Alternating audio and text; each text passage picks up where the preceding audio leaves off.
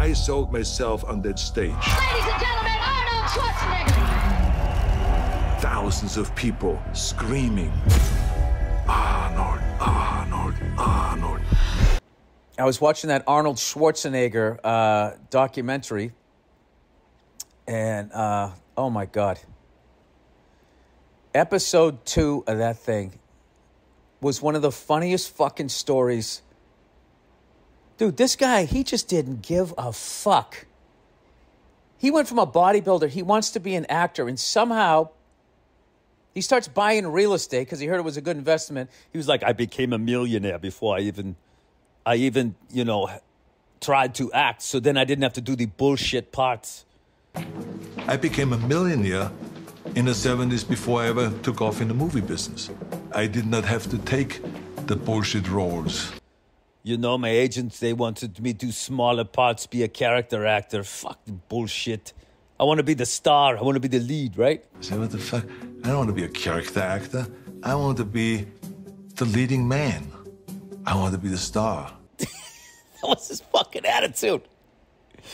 And everyone was telling me he was too big and he had a fucking accent. So he somehow gets a meeting with this guy who's made like 500 fucking movies. I mean, he's the guy that has made 500 movies and he has Academy Awards and Golden Globes. So he was a real big shot. He walks in there with his agent. And I guess the guy was a little fella and he had this giant desk. Schwarzenegger assesses that, and then to start the meeting, he goes, why does a little man need such a big desk? And the first thing I see is this little guy sitting behind this massive desk. As he got up from his chair, he didn't get much taller. And then I realized that he was really little. So I said, why does a little guy need such a big desk?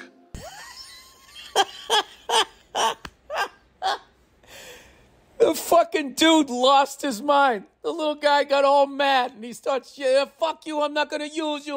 Can I use you? He's Italian, right? Off the boat. He goes, I cannot use you. He goes, you have an accent. And Schwarzenegger goes, you have an accent too. And he immediately went nuts. I cannot use you. You have an accent. That's funny you say that. I said, because you have an accent too. I barely can understand you. He fucking threw him out of his office. He goes, he was walking out of his office and his fucking agent was yelling at him, going, that meeting was 1:45 seconds. In the history of Hollywood, there's never been a faster meeting. Look at this, Arnold. It was 1 minute and 40 seconds. It was the fastest meeting I've ever had in Hollywood. I gotta tell you something, man. The brains and the balls on that guy. I mean, I've not stopped thinking about that. How he went in there and just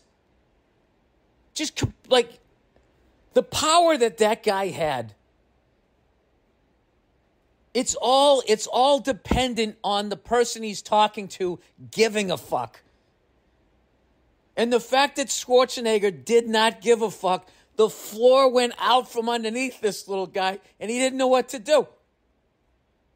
I'm sure he tried to fucking stop him from...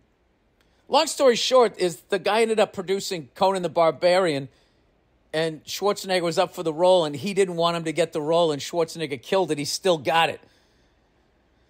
So the little fella comes down to the set on one of the days, and he watches Schwarzenegger, and Schwarzenegger is killing it.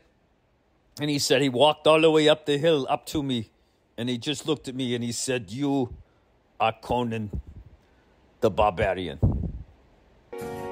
He comes up the steps, right up to me, and he says, Schwarzenegger, you're Conan. Yeah. And he walked away.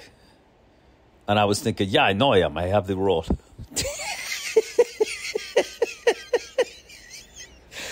Dude, that fucking ice-cold logic. It was so inspiring. Because I've seen a ton of people pretending like they don't give a fuck. But like, to believe in yourself to that level, I don't even know what. Then I'm thinking, well, maybe he just went in there and he was so competitive that he was actually, like, legitimately asking, why does a little guy need such a big desk? Like, he was trying to figure him out. Like, what are you doing, you know, with your little socks and shoes over there and your little pants? Like, why do you need this big fucking desk? Did it, like, intrigue him? It's going to torture me for the rest of my life. Was he straight up fucking with the guy, or did it not add up? You know, like a cop on the beat for fucking 25 years. It just doesn't make sense, doesn't add up. And he stopped, you know, Columbo, he comes back. You know, it's just one more thing. Why is there, as a little fellow, why come you got such a big desk? And then when the guy got mad, he didn't even flinch and fucking beat him in point counterpoint. It was just, I'm telling you, you got to watch the thing. I remember everybody used to make fun of him, too, when he would drive around in the Hummers. One car's as big as all outdoors. Wow, what kind of mileage does it get? 1 highway, 0 city. Oh. Mm-hmm. None of us knew that he was in the army in Austria and was a tank driver. He used to drive around in a tank with a fucking cigar hanging out of his mouth. I mean, the guy is just like, I don't even know what. It's unreal. You become like, you just watch the fucking thing. I have to watch that episode again. Do you know when somebody just does something so cool, like you wished you did it? You know? And then you start fantasizing that you actually did it. That shit was so fucking cool. I wish I did it, but I can't even trick my own mind in thinking that I would ever do something that as cool as that. The guy's a immigrant. Brutal accent, can barely speak the fucking language, and goes in there and just fucking de-pantses this fucking guy. I would have given anything in the world after he said that to see that little guy's face and his fucking agent. His agent trying to, because his agent wasn't just worried about his client there. He was like, this motherfucker's not going to meet any of my clients after this one.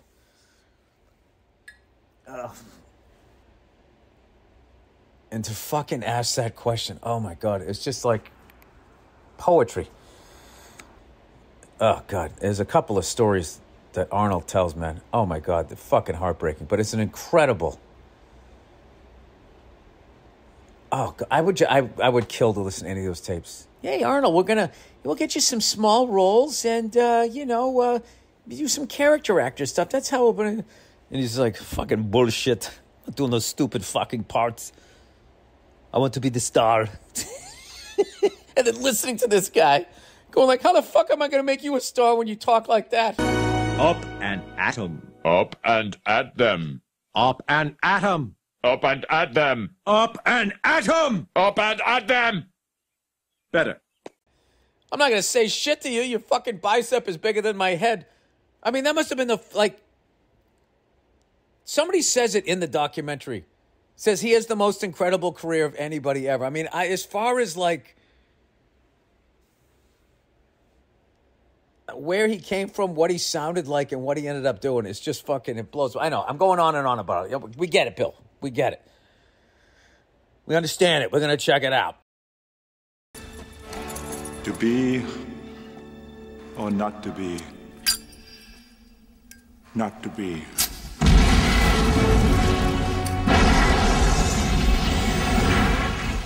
Getting blown, getting known on the microphone because the streets is gold. The streets is gold. On the low, get the dough, fuck these hoes, cause the streets is gold.